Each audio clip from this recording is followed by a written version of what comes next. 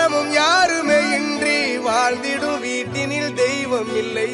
பாசங்கள் நேசங்கள் ஏதுமே இன்றி வாழ்ந்திடும் வாழ்க்கையோ வாழ்க்கை இல்லை.